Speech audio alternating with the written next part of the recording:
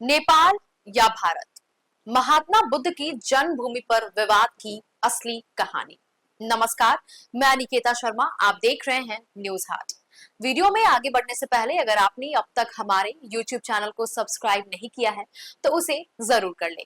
साथ ही अगर आप इस खबर को Facebook पर देख रहे हैं तो न्यूज हाट के पेज को फॉलो करना भी ना भूलें। साथ ही हमारे Instagram के पेज को भी खबरों से अपडेट रहने के लिए उसे भी फॉलो करना ना भूलें। अब हम वीडियो में आगे बढ़ते हैं। महात्मा बुद्ध पूरी दुनिया में शांति, करुणा और अहिंसा के प्रतीक माने जाते हैं। बौद्ध धर्म आज एशिया से लेकर यूरोप और अमेरिका तक करोड़ों लोगों को प्रभावित करता है। लेकिन विडंबना यह है कि जिन बुद्ध ने मानवता को जोड़ने का संदेश दिया, उनकी जन्मभूमि को लेकर भारत और नेपाल के बीच अक्सर विवाद खड़ा हो जाता है कि भगवान बुद्ध किसके हैं। नेपाल दावा करता है कि बुद्ध नेपाल के थे, जबकि भारत में भी कई लोग उन्हें भारतीय मानते हैं। आखिर इस विवाद की जड़ क्या है? ऐतिहासिक और पुरातात्विक साक्ष्य जो है वो क्या कहते हैं, इस बारे में आज हम बात करते हैं। सबसे पहले हम बात करेंगे कि महात्मा बुद्ध का जन्म कहाँ हुआ था। इतिहासकारों के अनुसार महात्मा बुद्ध का जन्म लगभग 563 ईसा पूर्व में हुआ था। उनका जन्म स्थान लुम्बिनी माना जाता है, जो आज के समय में नेपाल में स्थित है। बुद्ध का बचपन का नाम सिद्धार्थ गौतम था। उनके पिता शुद्धोधन शाक्य गणराज्य के राजा थे और उनकी माता माया देवी थी। सिद्धार्थ का जन्म माया देवी मंदिर के पास एक बगीचे में हुआ था, जिसे आज लुम्बिनी गार्डन के नाम से भी जाना जाता है। लुम्बिनी में एक महत्वपूर्ण पुरातात्विक साक्ष्य भी मौजूद है, अशोका पिलर एट लुम्बिनी। जी हाँ, यह स्तंभ सम्राट अशोक ने 3री शताब्दी ईसा पूर्व में बनवाया था। इस स्तंभ पर खुदे शिलालेख में स्पष्ट रूप से लिखा हुआ है कि यही बुद्ध का जन्म हुआ था। यही वजह है कि अधिकांश इतिहासकार और अंतरराष्ट्रीय संस्थाएं बुद्ध की जन्मभूमि लुम्बिनी को ही मानती है। नेपाल का दावा क्या है? जी हाँ, नेपाल का कहना है कि चूंकि लुम्बिनी उसकी वर्तमान सीमा के भीतर है, इसलिए बुद्ध नेपाल में जन्मे और वे नेपाल की धरोहर है। नेपाल सरकार और वहां के पर्यटन विभाग अक्सर इस तथ्य को अंतरराष्ट्रीय स्तर पर भी प्रचारित करते रहते हैं। हम बात करते हैं कि लुम्बिनी आज यूनेस्को की विश्व धरोहर सूची में भी शामिल है। जी हाँ, हर साल लाखों बौद्ध श्रद्धालु यहाँ दर्शन करने आते हैं। नेपाल का तर्क है कि इतिहास और भूगोल दोनों के आधार पर बुद्ध की जन्मभूमि नेपाल है, इसलिए उन्हें नेपाली कहना कोई गलत बात नहीं है। वहीं आगे हम ये भी बात करते हैं कि भारत का जो है वो दृष्टिकोण इस पर क्या है। जी हाँ, भारत यह नहीं कहता कि बुद्ध का जन्म भारत में हुआ था, लेकिन भारत का तर्क थोड़ा अलग है। भारत का कहना है कि बुद्ध जिस सभ्यता, संस्कृति और राजनीतिक व्यवस्था में पैदा हुए थे, वह प्राचीन भारत की ही थी। उस समय आधुनिक देशों की तरह भारत और नेपाल की सीमाएं नहीं थी। सिद्धार्थ गौतम जिस शाक्य रिपब्लिक में जन्मे थे, वह उस दौर के भारतीय उपमहाद्वीप का हिस्सा माना जाता था। वहीं आगे हम ये भी बात कर लेते हैं कि इसके अलावा बुद्ध के जीवन की सबसे महत्वपूर्ण घटनाएं आज के भारत में ही हुई। जी हाँ, उदाहरण के तौर पे अगर हम बात करें ज्ञान प्राप्ति की, तो ज्ञान प्राप्ति बोध गया जो बिहार में है, भारत में है। पहला उपदेश सारनाथ जो उत्तर प्रदेश के भारत में ही है।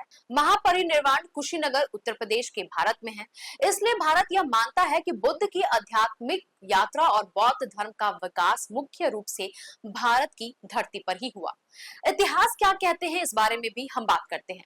अधिकांश इतिहासकार इस विवाद को राजनीतिक या भावनात्मक मानते हैं। उनके अनुसार सच्चाई यह है कि बुद्ध का जन्म वर्तमान नेपाल में ही हुआ था। ये बात कहीं से भी गलत नहीं है, लेकिन उनका जीवन और धर्म का विस्तार भारतीय उपमहाद्वीप में ही हुआ। प्रसिद्ध इतिहासकारों का कहना है कि प्राचीन काल में आधुनिक राष्ट्रीय राज्य की अवधारणा ही नहीं थी। इसलिए यह कहना कि बुद्ध भारतीय थे या नेपाली ऐतिहासिक रूप से पूरी तरह सही नहीं है। इस बीच इस विवाद को, इस विडंबना को थोड़ा आसान और आप लोगों के लिए और भी ज्यादा क्लियर करने के लिए हम बोध गया जाकर हमारी टीम ने जो है इस पर बात भी किया है। पहले आप ये वीडियो देखिए। देखिए, वो तो सबके लिए है। दुनिया का जितना आदमी है, जितना भी है, सबके लिए बुद्ध भगवान है। ठीक है, तो किसी का कोई बंटवारा नहीं कर सकता है, सबके लिए भगवान बुद्ध है। तो जैसा कि हमारा में नेपाल लुम्बिनी पर उनका जन्म हुआ, राजकुमार सिद्धार्थ का जन्म हुआ था नेपाल लुम्बिनी पर, वो तो सही है, वो तो कोई गलत नहीं है। और इसका बाद में यहाँ बुद्ध के आकर के बुद्धि वृक्ष के नीचे उन्हीं वैशाख पूर्णिमा दिन उन्हीं मेडिटेशन करके उन्हें ज्ञान प्राप्त हुआ और इसके बाद में एनलाइटन, जो इंग्लिश में बोलता है एनलाइटन हुआ, बुद्ध भगवान बना, बुद्ध गया बुद्धि वृक्ष के नीचे। तो इसके बाद में हम लोग उनको बुद्ध से बोल करके बोलता हूँ।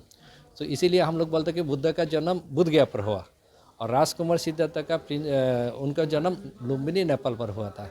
बस इसके लिए कॉन्ट्रैक्टरी करने के लिए तो कोई दिक्कत नहीं है, ज़रूरत नहीं है। क्यों? बुद्ध भगवान सबका, ठीक है। वो जो प्रिंस था उसी के टाइम, उसके कारण से वो लोग वही बोल रहे हैं नहीं वो बुद्ध भगवान है। तो हम लोग बोलते हैं कि वो राजकुमार सिद्धार्थ था और यहाँ बुद्ध गए आकर के उन्हें बुद्ध बना, इसीलिए हम लोग बोलते हैं कि नहीं बुद्ध का जन्म यहाँ हुआ। और सारनाथ उनका धर्म का पहला प्रवचन दिया था, इसके लिए धर्म का जन्म सारनाथ हम लोग बोलता हूँ। बस। मेरा नाम आर्यपाल भिक्षु, हम founder secretary Buddha international welfare mission, जो इंडिया का सबसे लंबा लेटा हुआ बुद्ध मूर्ति प्रतिमा बनाया, ये वाला है। आगे बताते कि वास्तव में बुद्ध उस समय की साझा सभ्यता के प्रतीक थे, जिसे आज हम भारतीय उपमहाद्वीप की संस्कृति कहते हैं। विवाद आखिर क्यों बढ़ जाता है, हम इस बारे में भी बात करते हैं। यह विवाद अक्सर सोशल मीडिया या राजनीतिक बयानबाजी के कारण ही बढ़ जाता है। जी हाँ, कई बार नेपाल के कुछ नेता या सोशल मीडिया उपयोगकर्ता कहते हैं कि बुद्ध नेपाल में जन्मे इसलिए वे नेपाली हैं। वहीं आगे हम ये भी बात कर लें कि भारत के कुछ लोग कहते हैं कि बुद्ध भारतीय थे क्योंकि उनकी शिक्षा और बौद्ध धर्म का विकास जो है वो भारत में ही हुआ था, इसलिए ये भारतीय हैं, नेपाली नहीं है। असल में यह विवाद पहचान और गौरव से जुड़ा हुआ है। दोनों देश बुद्ध की विरासत से खुद को जोड़कर गौरव महसूस करते हैं। सांस्कृतिक और धार्मिक महत्व बौद्ध धर्म आज चाइना, जापान, थाईलैंड, श्रीलंका और कई अन्य देशों में भी प्रमुख धर्म माने जाते हैं। इन देशों के लिए लुम्बिनी, बोध गया, सारनाथ और कुशीनगर जैसे स्थान अत्यंत पवित्र माने जाते हैं। इसलिए बौद्ध तीर्थ यात्री अक्सर नेपाल और भारत दोनों ही देशों की यात्रा करते हैं। वो जब भी अगर नेपाल जाते हैं तो भारत जरूर आते हैं, अगर भारत जाते हैं तो नेपाल जरूर जाते हैं। इस दृष्टि से देखा जाए तो बुद्ध के विरासत किसी एक देश की नहीं बल्कि पूरी मानवता की धरोहर, पूरे देश, पूरे दुनिया, पूरे ब्रह्मांड की है।